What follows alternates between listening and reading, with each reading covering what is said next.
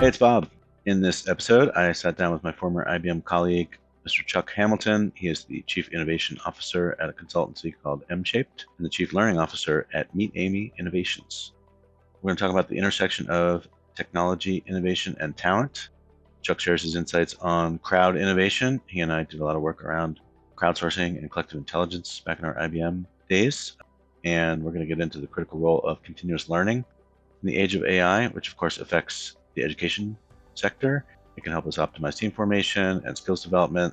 And he's helping us really think about dynamic workforce ecosystems and the value of that gig marketplace in the future of work. So I hope you enjoy this thought-provoking episode, and thanks again for listening. Hello, everyone. Welcome to another episode of Elevate Your AIQ. I'm your host, Bob Pulver. With me today is my old colleague, Chuck Hamilton. How's it going, Chuck? Great. How are you? I'm good. So, Chuck, yes, we knew each other from many years at IBM, but I wanted to just start with a little bit more about your background and then how you are managing, sort of your dual roles right now. I guess perhaps both are fractional, Chief Learning Officer at one organization and then Chief Innovation Officer at another. So could you just give us a few minutes of how you got to where you are? A long history kind of at the intersection of technology, innovation, and people, where I spent my career, about 19 years of that career at IBM, some time working in big tech consulting side, a little bit of Apple time. And I have always been interested in how we can grow talent, but also how we can pull together smart groups of people to do almost anything. I did a lot of work in crowdsourcing innovation at IBM. I worked on things like IBM Jam technology, but I've also was the head of the global mentoring program for IBM, my last big job there. And really that goal or job was to try to get hyper connection between ourselves to grow our own talent, but to help you learn from me and me learn from you. And I think the adage or the model that we had in mind was that there probably wasn't a problem we couldn't solve if we could get the right people at the right time in the room at the same time, or in the space at the same time somehow. And as we started to work more virtually, in fact, that became easier because you could get people, wherever they were, and you didn't have to call a meeting and everybody come to Armonk and try and figure out how we're going to pull that together. So that's what I've been doing. I'm now the Chief Learning Officer with a company called MeetAmi, and it's kind of at the intersection of skills building for financial sector in the new digital asset and crypto space. So what we're trying to do is help them understand the changes that are going on there, and I'm leading the learning side of that. And after leaving IBM, I started mentoring companies. And you see the mentoring just keeps coming back in my history, but startups primarily, working through a couple of accelerators. Currently mentor 6 startups, including the one I'm working with. And 3-4 of those have different flavors of AI, which I know we're going to talk about, and we work in that space. But essentially, the goal there led a lot by, actually my wife got me involved in that. She said that, you've been helping companies grow around the world. Why wouldn't you help them right here in Vancouver and West Coast and Canada, and generally help them grow? And I thought that was a pretty good idea, so I started figuring out how I could do that and lend my time to that. So I'm what's called executive in residence, and or EIR, and they use me as needed, kind of in a fractional way, to be able to drive and grow the business. And it doesn't matter what the business is in terms of what their innovation space is, but they usually cross over into technology, people strategy, leadership. So that's what I do. And unfortunately, I'm a little addicted to innovation and can't stop doing it. So no matter how old or how gray-haired you get, you seem to want to drive innovation. I get really motivated by that. Yeah, that's fantastic. So it sounds like you're, first of all, very busy, and it sounds like it's really rewarding. Like the culmination of all those experiences that you've had. I can't shake the innovation bug either, I guess, or the crowdsourcing bug, because I think you and I probably crisscrossed through some of those early crowdsourcing and collective intelligence kinds of projects.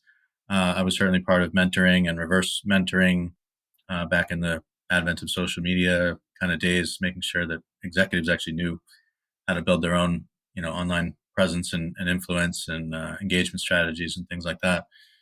I guess one of the things that comes to mind when we think about like learning and upskilling, I feel like there's either, anecdotally or just a lot of the surveys that I see, people are recognizing that there's disruption coming and they're kind of deer in headlights. They don't actually know where to start.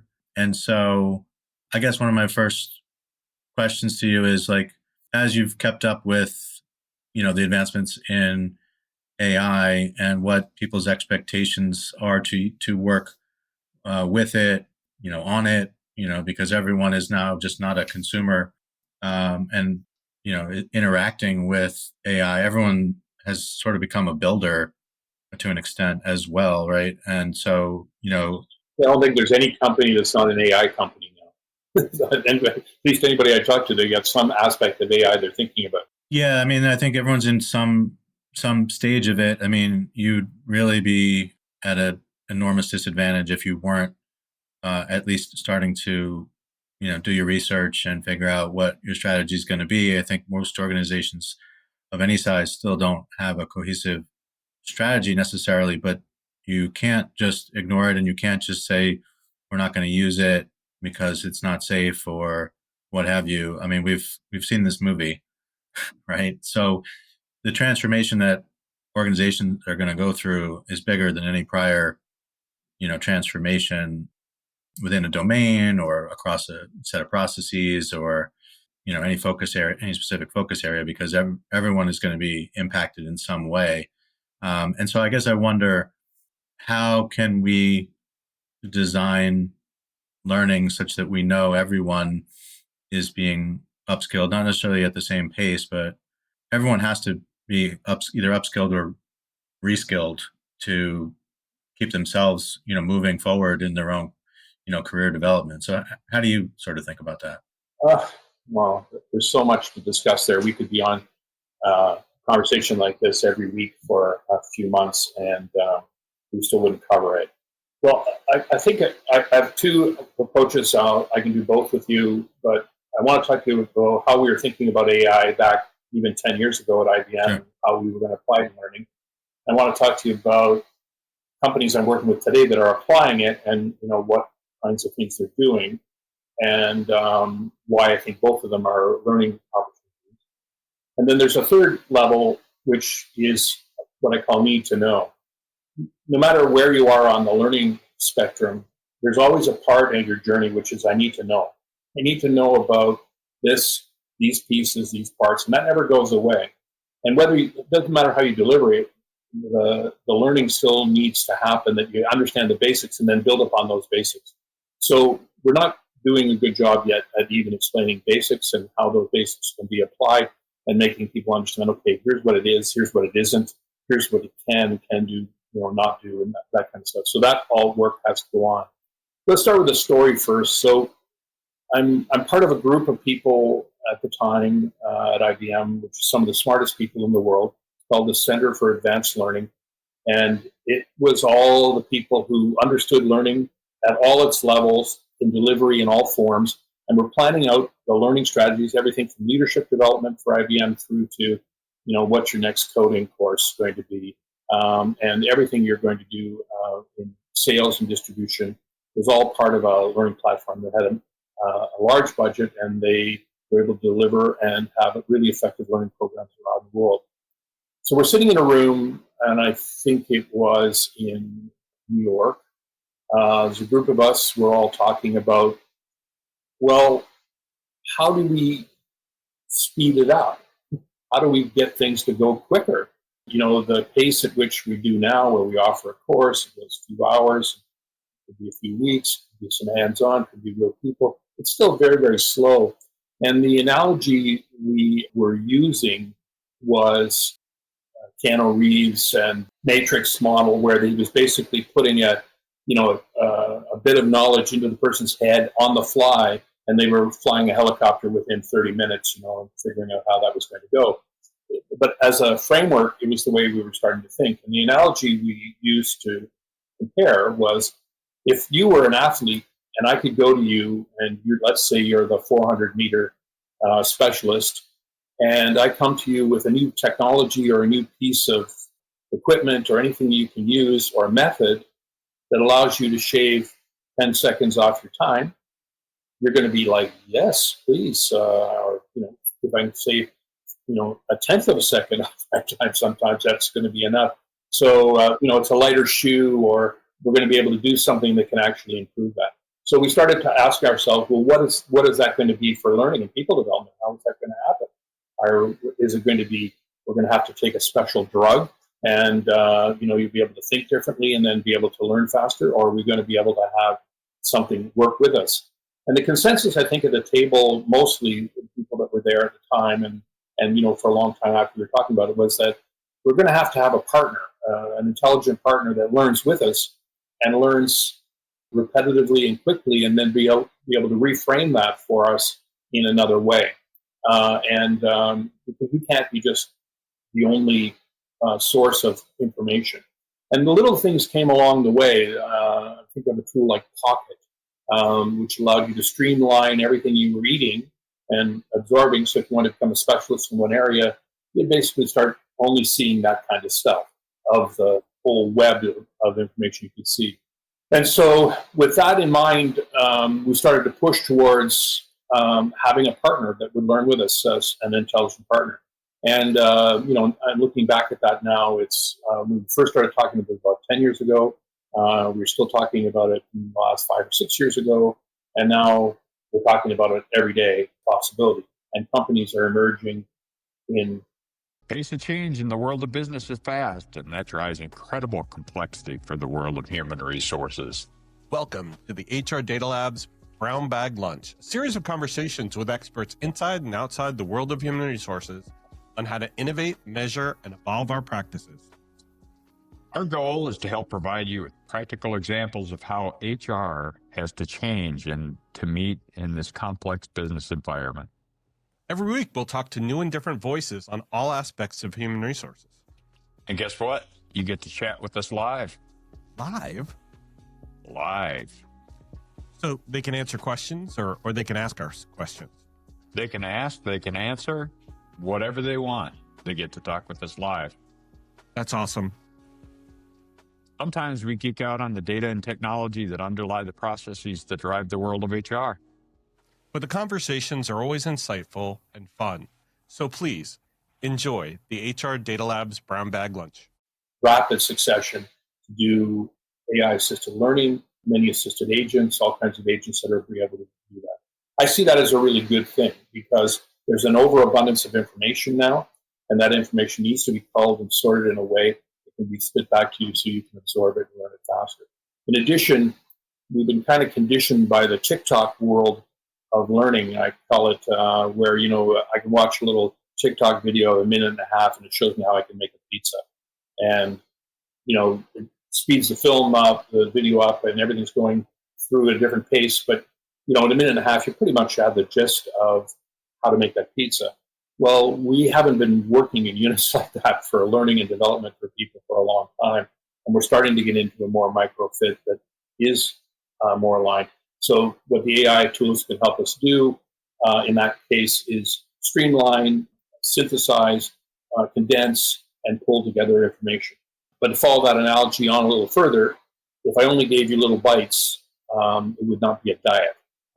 You would have to still learn, as I said, some foundational material, and you'd still have to understand what you're doing. And the bites are only supplemental because every once in a while you're going to need a meal. You just can't eat. Yeah, I think that's one of the big differences, I guess, between that just-in-time, kind of learning, where it may even know the context of what you're doing, and maybe it already knows that you've got a skill gap in what you're about to try, and it could, prompt you or nudge you or whatever to take the, stop, just pause for 2 minutes and take this. Otherwise, you're going to waste 20 minutes trying to figure it out. And that versus like the Matrix one where they didn't just feed it to you and you knew it in 30 seconds. They condensed, hours and hours and hours worth of what would take, in his case, physical, practice, like learning Kung Fu and, or flying a helicopter, right? He didn't put in nearly the hours that a pilot would normally need, right? Not the requisite hours. Yeah. So one of the things that I think is a challenge is when you have to do that kind of personalized learning, or you want to do that kind of personalized learning, because you're right, everyone is coming from a different starting point in terms of their tech, savviness or, the domain knowledge or whatever it is. And when I look at where companies are still not fully investing in L&D, upskilling, reskilling, I don't know what the excuses are. I think it was Glenn and Kathy from Ronstadt who just put up a poll the other day, or a stat the other day, that said there's still definitely way less than half organizations are actually investing in, AI related, upskilling. My response to him was, I hope this is because they haven't actually figured out what their AI strategy is and therefore don't know which tools perhaps to train people on, as opposed to not thinking that this is a good investment. And I say that as someone who didn't grow up in HR or L&D. So I know getting that investment has actually been a challenge for a long time. But the fact is, isn't it going to cost you a lot more to go outside the organization and try to acquire those skills and potentially like replace staff, as opposed to taking the time to assess who has the right sort of mindset and capacity to learn these new skills, to either progress further up in their current trajectory if they're on a sort of linear path in a particular domain, or the capacity to be reskilled in another domain, because that where that person sits now is going to be largely either automated or AI can be applied to that would otherwise cut that staff completely. Like, these are great people, they're loyal, they're engaged or whatever, but business is business. And, we can save 80% by doing these tasks with automation. Let's work together to find another place for these people instead of just this knee jerk, shareholder kind of, mentality. Like, look at how great we are. Look at how much cost we cut, but look at what we just did to, the loyal, engaged workforce. Oh, no, without a doubt. I think it's worse than that, Bob. I think you can't do it. I don't think you'll be able to do it. Here's why. The baby boomers are all leaving. There's a lot of expertise leaving with them. There's a whole, history of knowledge and understanding that isn't going to be passed on. So even if you went to look for the skills that you're going to need, in some cases, you're not going to be able to find those skills. So it behooves us to be always constantly growing the talent we have in little ways to make people most available and make opportunities for those people all the way along. So even is not only is it going to be more expensive, I just don't think you're going to find the resources you need. We're always in a deficit from a development point of view. You always have to be developing with people and pushing it forward. The fact that people aren't adapting or using AI is mostly because it's still early days. We're in a nascent stage. They haven't seen proof in the application of some of these things. The good news is that the tools are coming quickly, and you are starting to see effective business cases that will change people's minds quite rapidly. I used to say that in the learning game, there was no technology that couldn't be used for some way in some aspect of learning. I did some work with game and play. I led a program at IBM called IBM at Play. I looked at virtual world technologies to be able to apply the virtual world in collaboration. You and I have looked at crowd technologies to be able to do it. We have looked at every emerging technology, haptic technologies, allow people to use devices in ways they couldn't normally do. So I don't think there's any technology that has come along that certainly is as transformative as the one we're about to look at, that wouldn't be used by smart people trying to make other people smart. So I think, to answer your question, I think it's the former of your thesis there, that most people just don't know what they can apply. Yeah. But once they see the value, they will be applying it. It's not like a fear of implementation. There's a small percentage of that, but I don't think that that's the main case. Yeah. There were some recent articles around. Hello, this is Michael Vandervoort from the Drive Through HR podcast, where we discuss ideas, trends, and activities that impact HR, talent, HR technology in the workplace. Our focus is on expanding knowledge and igniting curiosity as we hear directly from people who are shaping the future of the HR industry. Join us. What if I told you that your boss skydives, Tim in marketing is a magician, and Sam in accounting does sums in his head while standing on his hands? Seeing sides of the people you work with but never see, sides that inform and inspire their work and that can inspire yours, is what The Talent Show is all about. Email me, Tom Alexander, host of The Talent Show, at talentshow@backboneinc.com and show us what you got. I look forward to seeing you on The Talent Show. Should we really be looking for learning workers and not knowledge workers if knowledge is always at your fingertips with generative AI? You can get into a lot there because you see even IBM announcing in the last year that no longer is a requirement to have a degree to be an IBM person. Are you able to learn? Are you able to grow? Are you able to transform? Do you have some skills in given areas? We used to use a model called T-shaped, and a lot of people were T-shaped, and they had some depth, they had some breadth, and really it doesn't matter what your background is if you can apply it, and we can help you to grow and learn. I taught in a master's program, and we have people come in and do a master's in digital media after they had done their undergraduate degree, and they come in with all kinds of undergraduate degrees from anthropology through to history to whatever, but realized they weren't getting job opportunities with what they would call their core career, and so they have to augment that. And we love that because anything, it doesn't matter where you come from. My first degree was architecture and design, and I got into technology as second play, and another degree. And I think the ability to merge those things and learn and use those basics to be able to learn and grow, that's what people want. So you need good learners, and knowledge workers is. I think the way it was applied in the past, a knowledge worker was, that you weren't working in a labor-related role, you were working in kind of a white-collar knowledge pool. But that, even those boundaries are crossing all the time, and you might be working fairly physically at some point, but even going as well. Well, it's interesting because, I've been concerned about the different sort of generations in the workforce, and certainly I empathize with, college students trying to look at their job prospects, recent graduates just not sure what, their future holds. Maybe they haven't really, because universities maybe haven't embraced AI yet, or at least in a lot of majors and larger programs, they have not been prepared, just not through necessarily the fault of themselves or the university, just because this came at us pretty fast. It's only, generative AI only entered our vocabulary in the last year and a half. So, but it's an interesting situation now, because if you are now all of a sudden putting,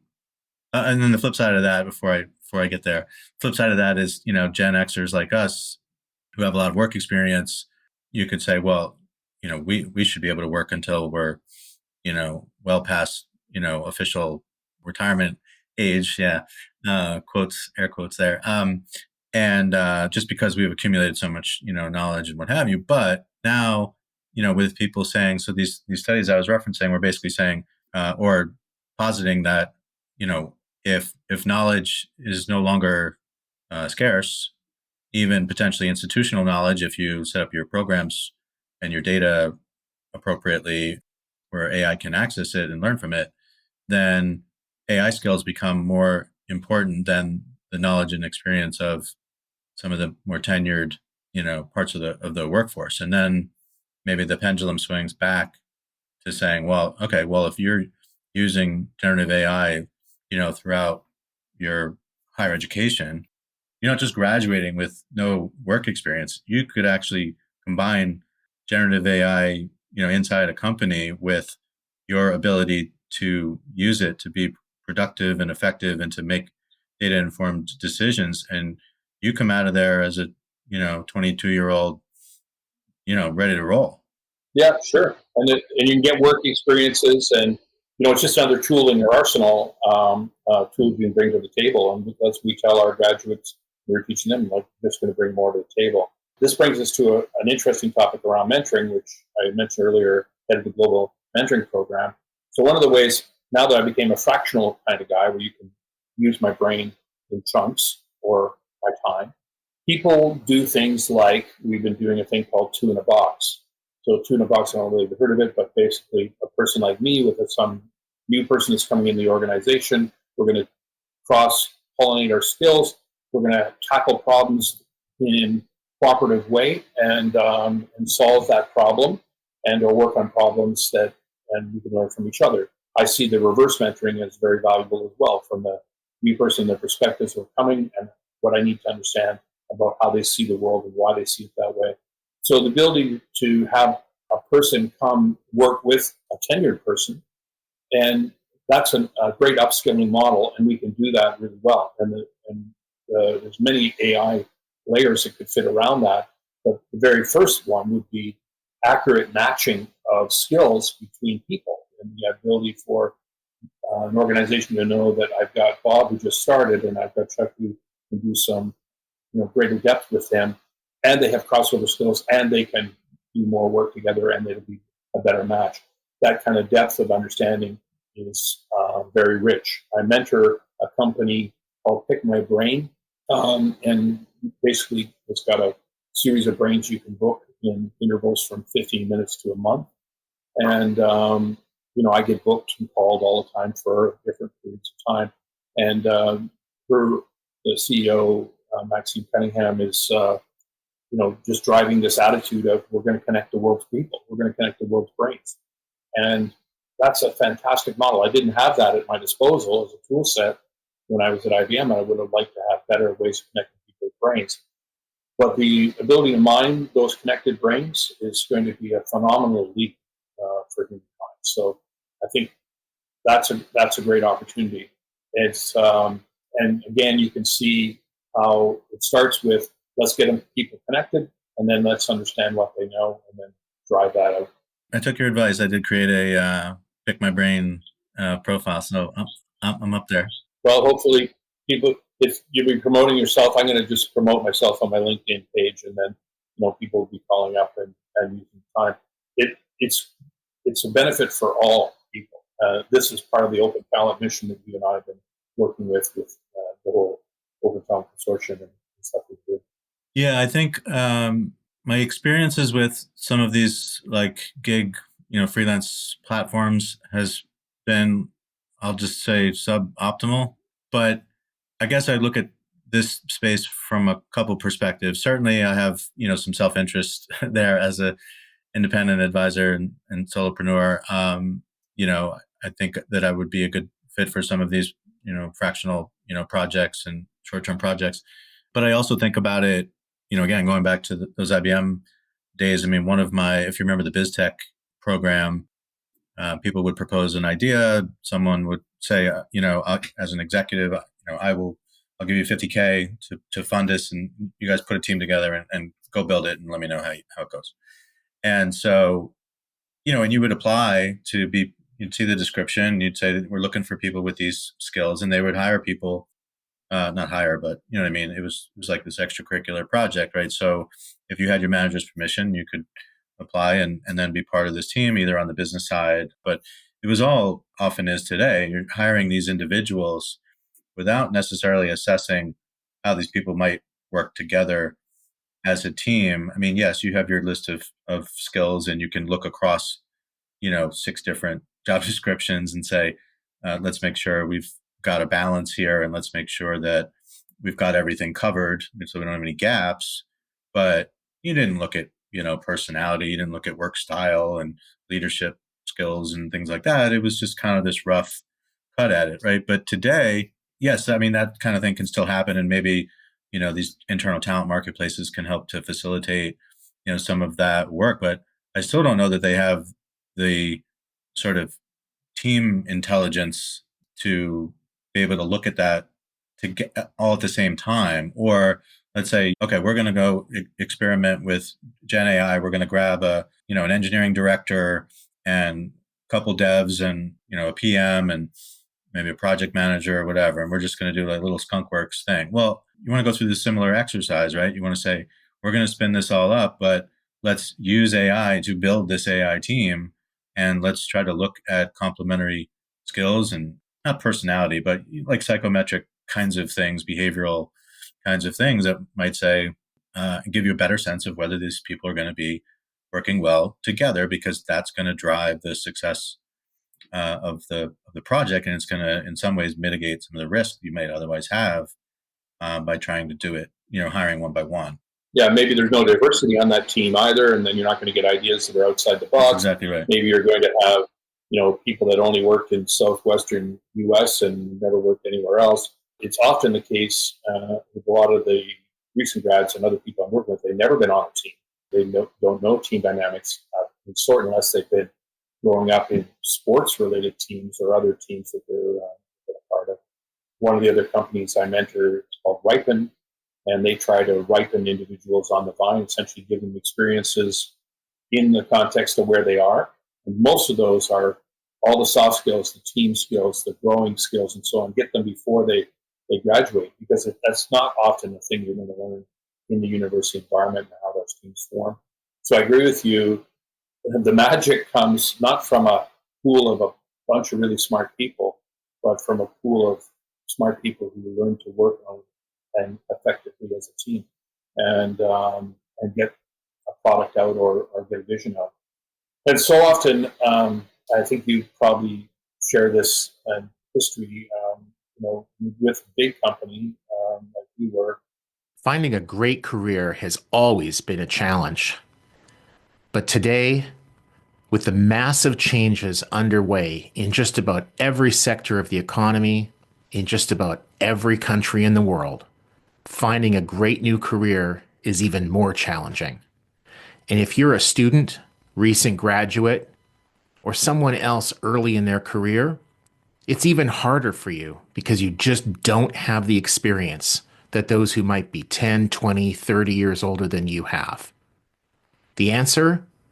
The podcast, From Dorms to Desks, a podcast by College Recruiter job search site, where every week we take a deep dive into a topic specifically of interest to candidates who are early in their careers and looking for a great part-time, seasonal, internship, or other entry-level job. You know when you're on a good team. You know when the team has got that thing. And I wish I could capture it and put it in a bottle, but I don't know what it is exactly. But there's chemistry, there's similar perspectives, there's things that they've done, the value that they can bring to the project. For whatever reason, a rich team just sort of happens. And this is not new. Everywhere you look in the world, we're right in the middle of the Stanley Cup playoffs. And often teams that win there are maybe not the best from a skill pool point of view, but they're the best team. And it really is best teams that win. And I wish I knew how to capture the magic every time, but I know that it just is.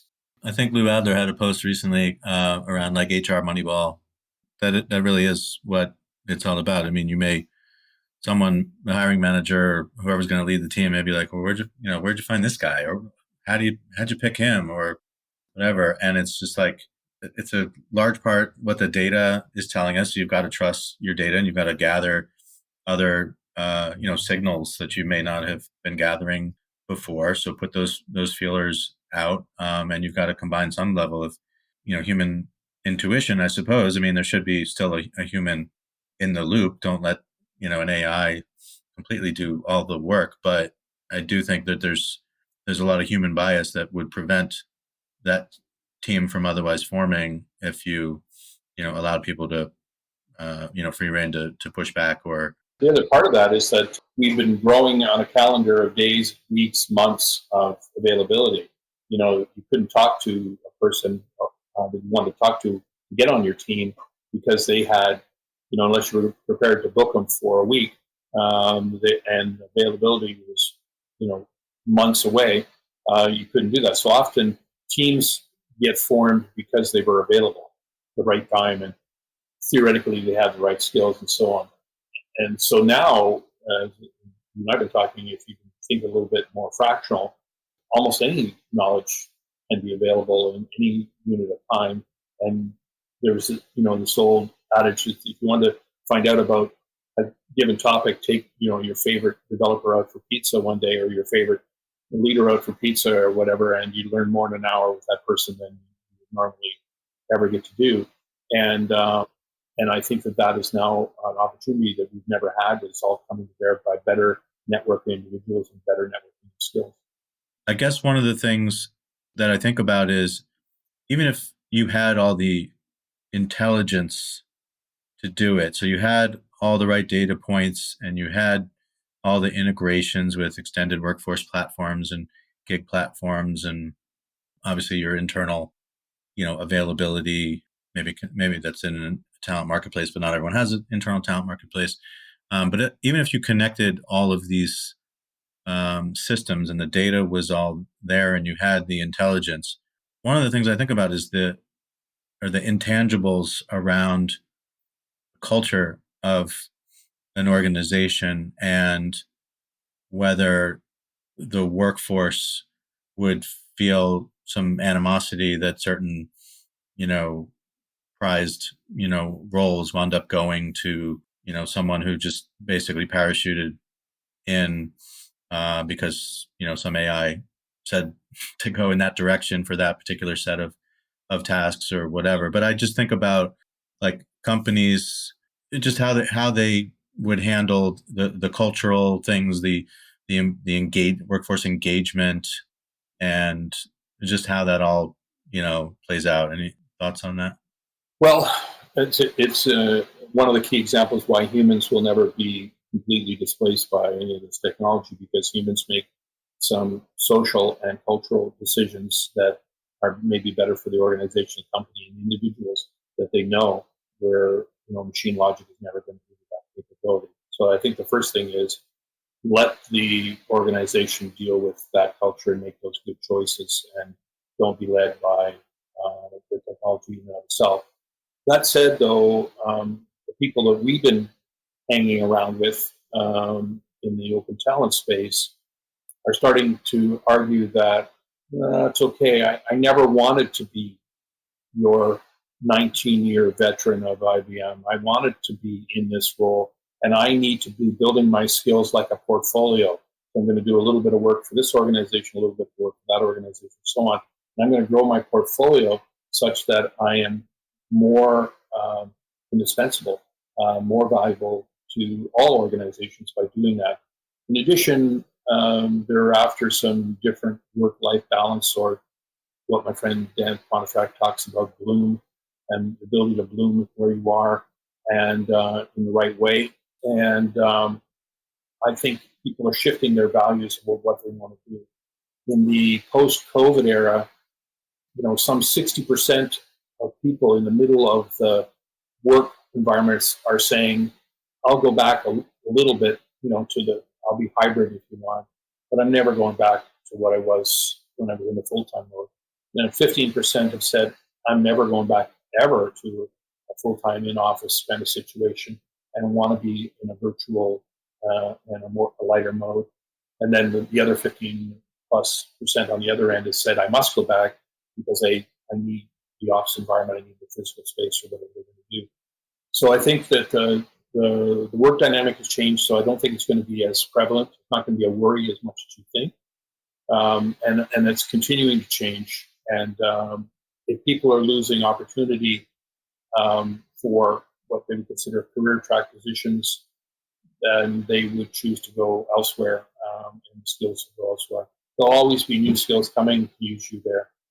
The model I've given my own company and working in the C-suite here is to say, let's go 30-70, where 30% of our employees are people we've hired for full-time roles leading groups, and 70% are flexible, kind of open talent and gig-like people that want to be able to participate and add to our company. And by doing that, there seems to be always an availability of new skills coming in the pool and not new ideas coming in, but also opportunity growing. And I'm just looking at it as a percentage of an organization. And that's a significant shift because, it would have been 90%. We were when I was at IBM, 400,000 plus employees and 150,000 contractors. So, I would say that the majority of people were in a full-time career track mode. So those three dynamics are changing all the time. Plus, you've got new and evolving technology that are opening up. And if you never replace the humans in the system completely, then I think you're going to be fine. Yeah. I guess there are a lot of dynamics at play, right? Because if you were doing social listening or whatever, and employees, you saw like there was this, groundswell of, backlash or whatever. I mean, some of that work may go to maybe automated or, go to AI anyway, right? But I guess, just emotionally, I'm sure people just have, still a not great reaction if their own, livelihood is at stake, but still to lose it, I don't know what's worse, losing your job to, someone who hasn't been loyal to the company, or losing it to, some piece of technology that, just got implemented without your, nobody asked you to, automate that piece of work. But well, you said earlier in the conversation, we've been here before, we've heard this story. I have lived a lifetime in this space, and I've seen technology come that panicked everyone, and we're all going to be replaced, and there's going to be no work, and there's going to be nothing to do. Thousands of people would be unemployed, hundreds of thousands of people globally, but replaced by some technology every day. And it just never has happened. It's never gone that way. In fact, it opened up whole opportunities in areas we've never seen before.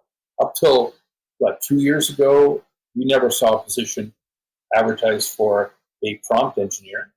And in a few years, you might not see it anymore. And you might not see it in a couple of years. The prompt engineer might not be there again. So the point is that it's an evolutionary thing ever since the discussion from the first motorized vehicles to now, whether it was electricity or whatever came along, there was always this threat that we were all going to be replaced by a machine of some sort. And they're just whole growth opportunities in work that I can't put labels on anymore. I did a TED Talk a while back on the future of work and talked about different futures I could see coming for work. And one of the things I mentioned in that TED Talk was right now we can sort of label the job categories. Like you mentioned a team, and you said a project manager, a developer, you have a couple engineers, you have somebody who's a lead area or whatever. So we have these roles. I think it's going to be harder and harder to predict what those roles are going to be and to educate people for a specific role. So, we have to really build learners and people who love to learn. And as I mentioned, I'm kind of addicted to the innovation process, but the other thing I've been addicted to my whole life has been learning. And I just never can stop learning. I want to continue to do it as long as I can. There's no area that I don't want to go off and explore, it seems. And that's what you got to build. You got to build people who want to learn. Yeah.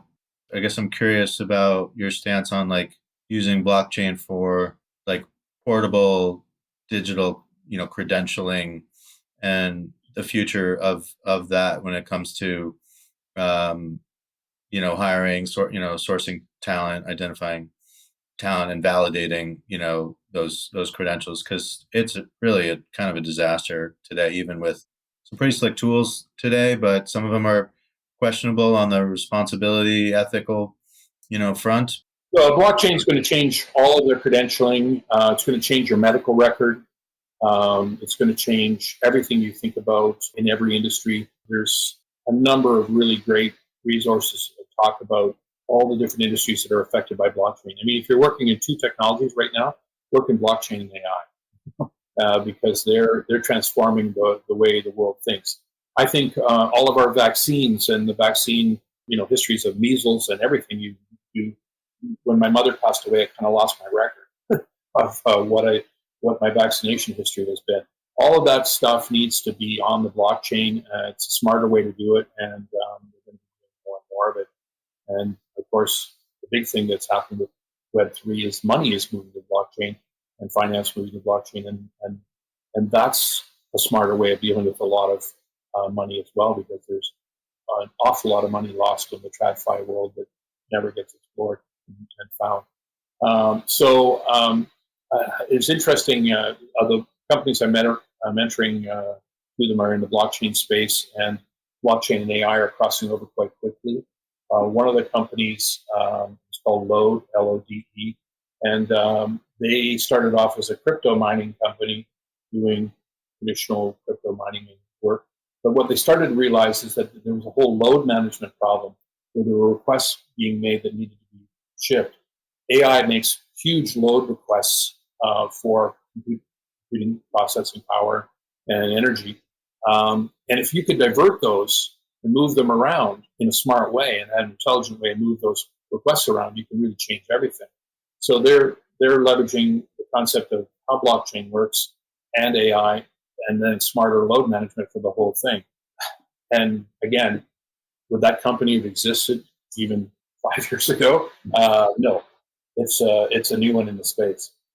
Blockchain is going to be always in the background where people don't understand it, and it's okay. It's just a better way of managing it. The first time I realized that everything could be managed on the blockchain, when a company approached me to be a mentor, and they were tracking salmon from a boat to the plate.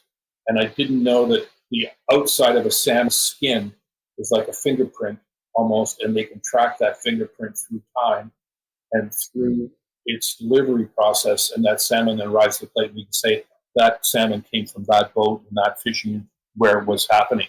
And I went, wow, what is not going to be on the blockchain? That's fascinating. Chuck, we could talk for a couple more hours, but I'm going to wrap it up with one final question for you.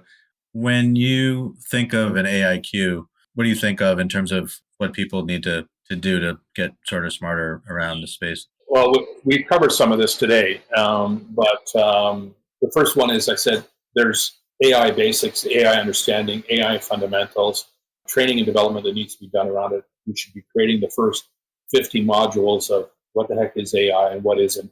You have to introduce concern areas of safety and understand how you're going to mitigate and deal with those areas. That's kind of a learning process as well. I guess in summary, my way of thinking of intelligent application of any technology is know something about it and learn and play with it. What I really liked about some of the early applications, with ChatGPT and other things that were going on, it was, here, go play with this and understand it. Go do an experiment. Before you start criticizing what it is and isn't, go find out what you can do. Mid-journey type activities and generate video and generate images. Figure out what you can do, and then have that discussion later about, what's the concern about this? And unfortunately, there's a lot of hype and on both ends, the fear spectrum and the positive application spectrum. And so what we've got to do is balance that. So that's what I think about when I think of the IQ that you need. And as a learning person, this is just a fascinating space. Let's go off and figure out how we can learn in this space and use the tools to help us learn faster. You can build your IQ pretty quick. Excellent. Well, Chuck, it was awesome to talk to you as usual. Thanks for dropping some great insights there. Thanks so much for inviting me. And, when you need a fractional guy to do something, call me out. Absolutely. Sounds great. All right. Thanks, Chuck. Talk to you soon, Bob. Thanks, everyone, for joining.